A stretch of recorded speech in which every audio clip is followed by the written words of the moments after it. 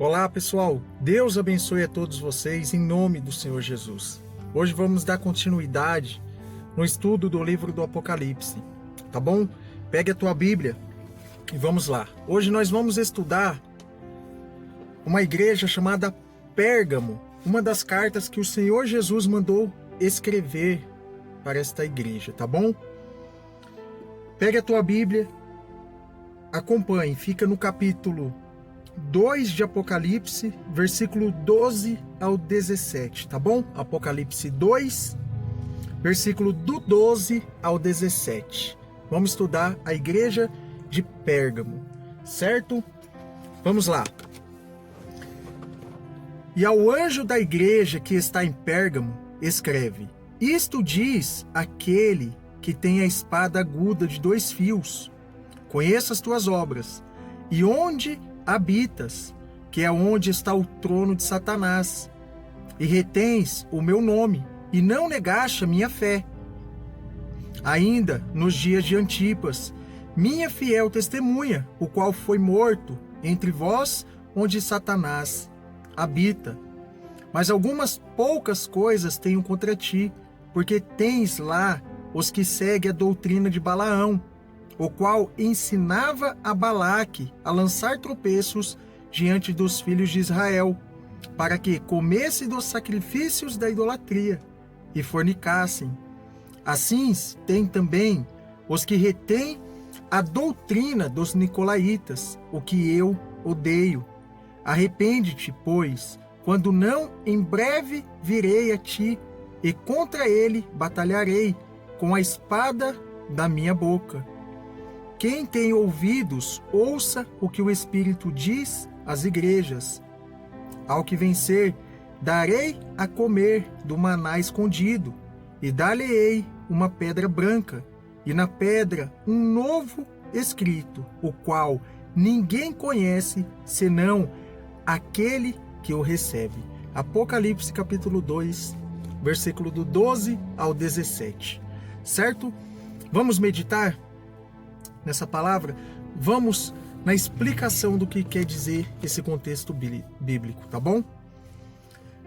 O Senhor Jesus aqui se apresenta como aquele que tem a espada aguda de 2 fios. Se vocês olharem em Apocalipse capítulo 2, versículo 12, vai estar lá. Aquele que tem a espada aguda de 2 fios é o Senhor Jesus. A maneira que ele se apresenta para cada igreja tem a ver com o que aquela igreja precisa saber. Para Éfeso, por exemplo, ele era aquele que tem à sua destra as 7 estrelas, que anda no meio dos 7 castiçais de ouro. Se vocês observarem, está em Apocalipse 2:1. Destacando a sua autoridade no meio daquela igreja que havia abandonado o primeiro amor. Para Esmina, ele era o primeiro e o último que foi morto e reviveu. Está lá em Apocalipse capítulo 2, versículo 8. Confortando os que estavam sendo duramente perseguidos e enfrentando a morte por causa da fé. Qual a mensagem que o Senhor pretende dar a Pérgamo ao se apresentar como aquele que tem a espada aguda de 2 fios? Há 2 coisas principais a se refletir. A primeira coisa, Pérgamo era um forte centro político e religioso, capital da província romana da Ásia Menor, onde se praticava a famosa lei da espada, ou seja, o poder que o imperador tinha de condenar qualquer pessoa à morte, sem nenhum julgamento prévio. O Senhor Jesus, então, se referia à sua autoridade como sendo superior à autoridade do imperador, deixando claro que os cristãos de Pérgamo não deveriam temer a espada humana, antes deveria temer muito mais a Deus. Olha que forte. Aqui, hoje, no mundo, quando a gente, por exemplo, você que é cristão, você olha mais do que as pessoas vão pensar de você, você avalia, poxa, o que vão pensar de mim, ao invés de pensar o que Deus vai pensar de você. Então se avalie, tome cuidado. Eu, como servo de Deus, as pessoas pensam mal de mim, pessoal. As pessoas pensam mal, não importa o que eu faça. Sempre tem alguma coisa, tem um holoforte. As pessoas seguem o cristão. E pensa mal, fala mal, é assim. Mas eu vivo para o meu Senhor Jesus. Eu vivo para Ele, porque é diante dele que eu vou ser apresentado no dia do julgamento. Então, eu vivo para Ele. Assim você tem que também viver para Jesus. Não o que os outros pensam. Faça a tua parte. Faça o que Jesus mandou você fazer. Seja uma boa pessoa. Uma pessoa de bom coração. Trate as pessoas assim como você deveria ser tratado. Como você quer ser tratado, na verdade. Ame as pessoas assim como você se ama. Isso é o que Jesus manda. E ainda vão falar mal de você, vão pensar mal de você. Mas isso é bíblico, isso tem que acontecer. Se não acontecer, aí não tem graça, né? Não se cumpre a passagem bíblica. Então, é assim, pessoal.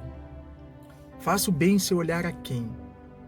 Não importa quem seja, pense no que Deus vai pensar de você. Faça o bem pensando no que Deus vai pensar de você. Faça o bem pensando, essa é a vontade de Deus. E você vai arrebentar. Vamos dar continuidade? A espada afiada de 2 gumes na Bíblia é também um símbolo da palavra de Deus. Porque a palavra de Deus é viva e eficaz e mais penetrante do que espada alguma de 2 gumes. E penetra até a divisão da alma e do espírito e das juntas e medulas, e é apta para discernir os pensamentos e intenções do coração. E não há criatura alguma encoberta diante dele. Antes, todas as coisas estão nuas e patentes aos olhos daquele com quem temos de tratar.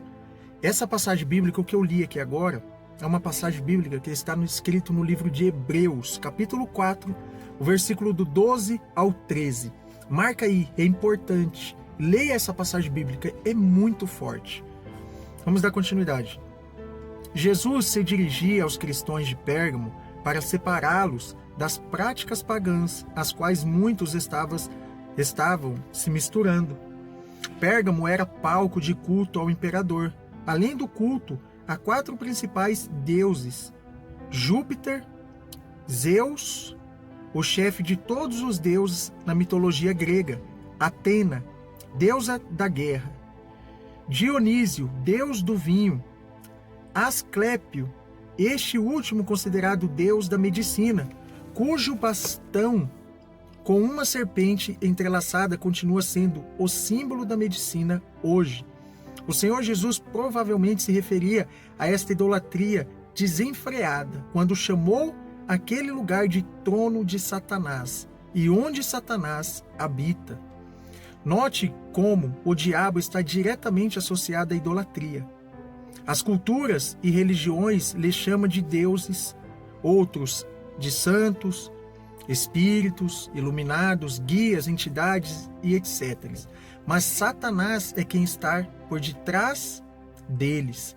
A idolatria continua sendo uma das formas mais eficazes que o diabo usa para enganar os ignorantes e contaminar até mesmo os cristãos.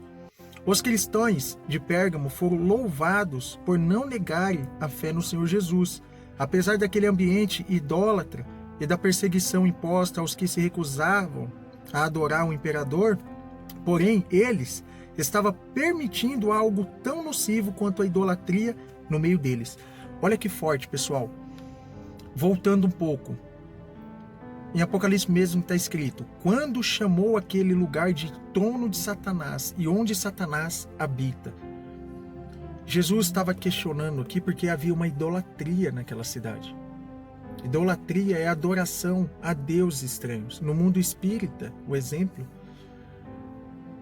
eles adoram os espíritos, né? Eles falam que tem os espíritos negativos e tem os espíritos iluminados. Na verdade, todos ali são demônios. Todos são diabo. Então, o diabo ele se esconde por detrás de imagens, de escultura. Tanto que Deus diz na palavra: Ele não fará para ti imagem de escultura, nem no céu, nem na terra, nem debaixo da terra, nem debaixo da água. Deus fala: não faça em lugar nenhum. Nenhuma semelhança do que há no céu. Nada. Muitos que falam assim: poxa, mas e os querubins? Os querubins foi uma ordem de Deus, foi Deus que deu a direção. Faça a arca com os querubins. Deus falou para fazer isso. Deus falou para fazer os querubins. A serpente no deserto, que Deus deu a direção para Moisés fazer e levantar para que o povo fosse liberto do veneno da serpente que estava picando eles no deserto, ali representava o Senhor Jesus, porque a palavra mesmo fala no Novo Testamento. A palavra fala assim como o Senhor Jesus foi levantado, assim como Moisés levantou a serpente no deserto, assim o Filho do Homem será levantado. Então, o Senhor Jesus foi levantado em referência a essa serpente, porque iria libertar. Naquela época libertou do veneno das serpentes que estava picando eles e matando o povo. Jesus foi levantado para nos livrar do veneno do Satanás, o pecado. Então, não caia nessa enganação. Por quê?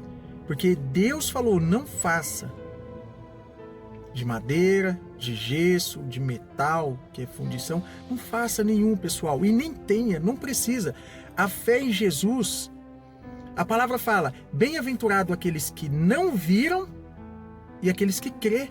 Jesus disse isso, bem-aventurado, ou feliz aquele que não me viu, mas eles vão crer. Olha que forte, pessoal. Então, a fé em Jesus Cristo não está ligada a nada de objetos. Nada de objetos. Eu não tenho nada. Eu não tenho nada, pessoal. Nada em mim. Eu sou cheio do Espírito Santo. Graças a Deus, pela fé. Eu não vejo, não sinto Deus dentro de mim. Rodrigo, você está sentindo? Não. Você está sentindo a sua alma aí dentro de você? Você não sente. Você sente o seu espírito? Não sente. Assim é o Espírito de Deus, assim é o Senhor Jesus. Eu não sinto nada, não estou sentindo nada agora. Mas eu estou falando do Senhor Jesus para vocês. E Ele é comigo, porque eu sou com Ele, eu obedeço a palavra dEle. Obedeço. Então, para você saber se você está em Cristo Jesus, obedeça a palavra. Se você tem uma inclinação em obedecer, você tem uma inclinação maior para obedecer o Senhor Jesus do que ao mundo, pode ter certeza que Deus está contigo. Se você obedece a Deus, Deus é contigo e você é com Ele, tá bom? Vamos dar continuidade. Mas algumas poucas coisas tenho contra ti, porque tens lá os que seguem a doutrina de Balaão, o qual ensinava Balaque a lançar tropeços diante dos filhos de Israel, para que comessem dos sacrifícios da idolatria e fornicassem. Assim tens também os que retêm a doutrina dos nicolaítas, o que eu odeio. Arrepende-te, pois, quando não em breve virei a ti, e contra eles batalharei com a espada da minha boca. Quem tem ouvidos, ouça o que o Espírito diz às igrejas. Ao que vencer, darei eu a comer do maná escondido, e dar-lhe-ei uma pedra branca, e na pedra um novo nome escrito, o qual ninguém conhece, senão aquele que o recebe. Vamos explicar o que está escrito nessa passagem bíblica do Apocalipse. O erro dos cristãos de Pérgamo consistia em tolerar no meio deles os que seguem a doutrina de Balaão e os que retêm a doutrina dos nicolaítas. Pérgamo era uma igreja que aceitava doutrinas falsas. Balaão foi um feiticeiro contratado pelo rei de Moabe, Balaque, para amaldiçoar o povo de Israel, enquanto este subia pelo deserto em direção à terra prometida. Quando viu que seus feitiços não surgiram efeito, não querendo perder o dinheiro que Balaque lhe ofereceu, Balaão deu-lhes conselhos sobre como vencer Israel. Olha só, um homem, ele queria amaldiçoar o povo de Israel, só que não tinha como amaldiçoar, porque Deus é com o povo de Israel. Não tinha como. O que ele fez? Olha o que esse homem fez, inspiração satânica, inspiração do diabo. Ele não podia atingir o povo. Assim é o diabo. Você que tem Deus aí, você que obedece a Deus, o diabo não pode tocar em você. O que o diabo vai fazer? Ele vai fazer você pecar para que ele possa entrar na tua vida. Assim foi feito. Olha o que este homem fez, inspirado por Satanás. Primeiro, usar as mulheres moabitas para seduzir os homens de Israel. Segundo, esses a seguiram para adorar seus deuses em festas pagãs, regadas a sexo e comida sacrificada aos ídolos. Terceiro, assim Israel perderia sua comunhão com Deus e, consequentemente, poderia ser facilmente vencido. Vemos o poder da cobiça em toda a história. A cobiça de Balaão por dinheiro, a cobiça dos homens de Israel pelas mulheres e também pelas comidas oferecidas nos rituais. Os nicolaítas eram uma seita com prática semelhante à doutrina de Balaão. Eles alegavam que a proibição de participar das festas, onde se praticava sexo regado às bebidas e comidas sacrificadas aos ídolos, era parte da lei de Moisés, da qual havia sido libertos. Como não, se achavam mais sujeitos à lei, e sim livres pela graça de Deus. Entregava seus corpos aos prazeres da carne, sem nenhum peso na consciência, e ensinava isso aos cristãos em Pérgamo, que toleravam tal doutrina. Note que o Senhor Jesus foi favorável ao anjo da igreja de Éfeso, porque esse odiava as obras dos nicolaítas, as quais ele também odiava. O mal que Éfeso rejeitava era aceito em Pérgamo. A cobiça continua sendo um grande laço para os cristãos hoje.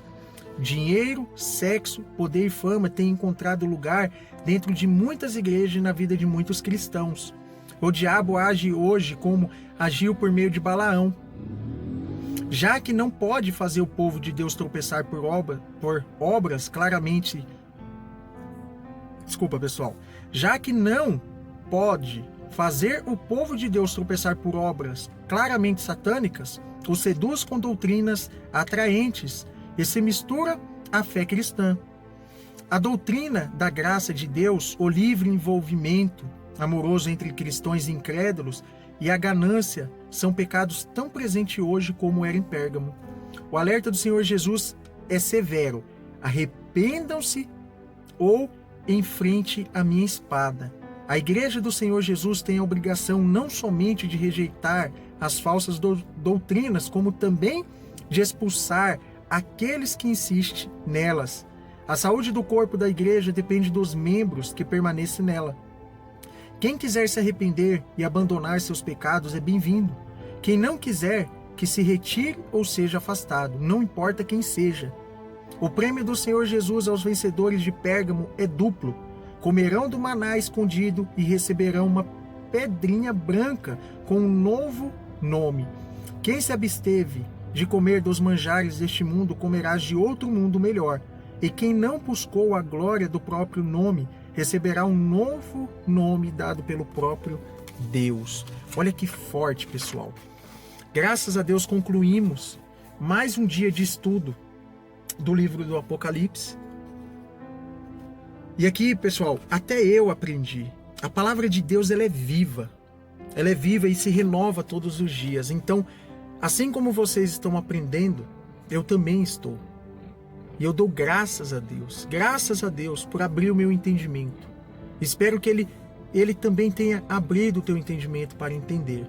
Tá bom, pessoal? Se aprofunde, se interesse, porque nós estamos vivendo o fim dos tempos e Deus está te dando a oportunidade de ouvir a palavra dele e saber o que é certo e o que é errado. Tá bom, pessoal? Deus abençoe a todos vocês. Meditem nesta palavra, tá bom? Se preciso, volte o vídeo, ouça novamente para vocês entenderem bem, certo? Fique com Deus. Tchau, pessoal.